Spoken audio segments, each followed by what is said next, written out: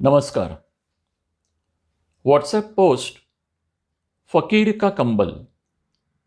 लेखक अनामिक। फकीर का कंबल। एक दिन एक फकीर के घर रात को कुछ चोर घुस आए। घर में कुछ भी न था, सिर्फ एक कंबल था जो फकीर ओढ़े लेटा हुआ था। सर्द रात फकीर रोने लगा क्योंकि घर में चोर आए और चुराने को कुछ भी नहीं। इस पीड़ा से रोने लगा। उसके सिसकियां सुनकर चोरों ने पूछा, भाई क्यों रोते हो? फकीर बोला, आप आए हैं जीवन में पहली दफा, यह सौभाग्य तुमने दिया है। मुझ फकीर को भी यह मौका दिया। लोग फकीरों के यहां चोरी करने नहीं जाते, सम्राटों के यहां जाते हैं। तुम चोरी करने आए हैं, तुमने मुझे तो सम्राट बना दिया। ऐसा सौभाग्य।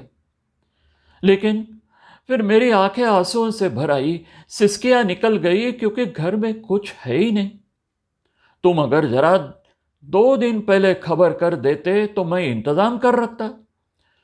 2-4 दिन का समय होता तो कुछ न कुछ मांग तुम कर इकट्ठा कर लेता।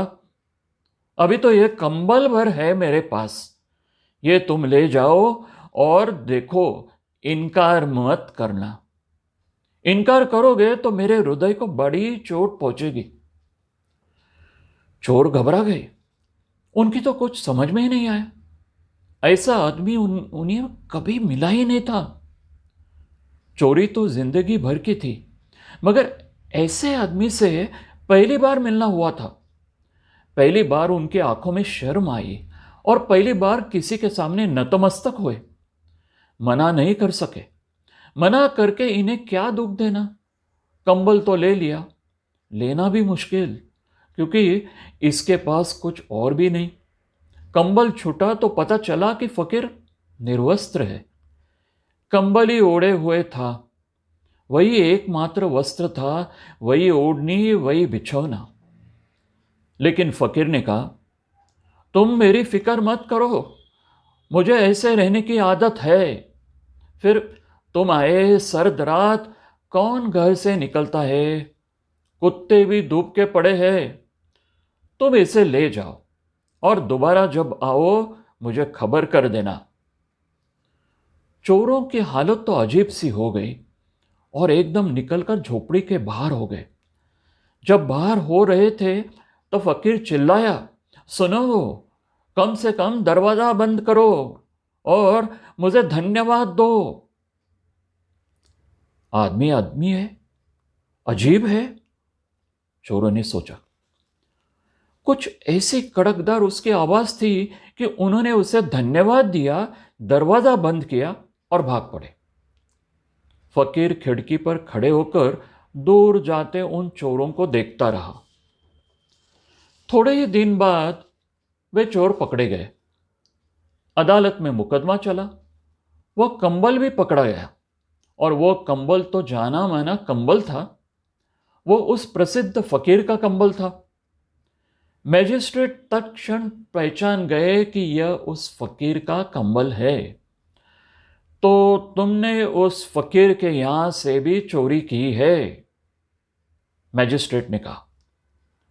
फकीर को बुलाया गया और मैजिस्ट्रेट ने कहा कि अगर फकीर ने कह दिया कि यह कंबल मेरा है और तुमने चुराया है, तो फिर हमें और किसी प्रमाण की जरूरत नहीं है। उस आदमी का एक वक्तव्य 1000 आदमियों के वक्तव्यों से बड़ा है।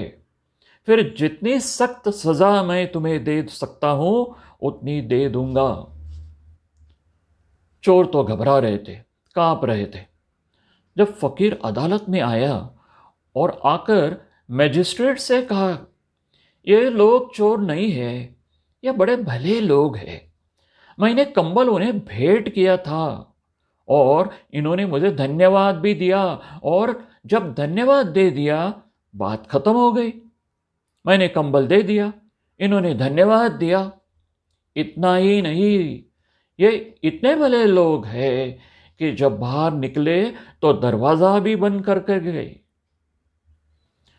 मैजिस्ट्रेट ने तो चोरों को छोड़ दिया। क्योंकि फकीर ने कहा, इन्हें मत सताओ, ये प्यारे लोग हैं, अच्छे लोग हैं, भले लोग हैं। चोर फकीर के पैरों पर गिर पड़े और उन्होंने कहा, हमें हमें दीक्षित करो।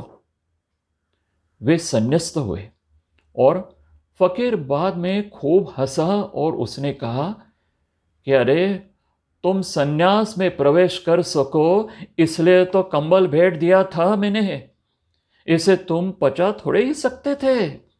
इस कंबल में मेरी सारी प्रार्थनाएं बुनी है, झीनी झीनी बिनी सी चदरिया। उस फकीर ने कहा, प्रार्थनाओं से बुना था इसे, इसी को ओढ़कर ध्यान किया था, इसमें मेरी समाधि का रंग था, दिव्यत्वा की सुगंध थी, तुम इससे बच नहीं सकते थे। यह मुझे पक्का भरोसा था, कंबल ले ही आएगा तुमको। उस दिन चोर की तरह आए थे, आज शिष्य की तरह आए हो। मुझे भरोसा था, क्योंकि इस संसार में बुरा कोई आदमी है ही नहीं। ये प्रेम ही है जो हमारे अंदर बदलाव लाता है, बेहतरी के लिए बदलाव।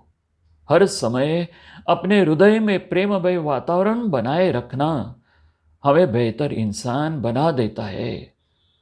समझ गए चोरों? अभी तो आप मेरे शिष्य हैं। धन्यवाद। वाचन संजय इनामदार।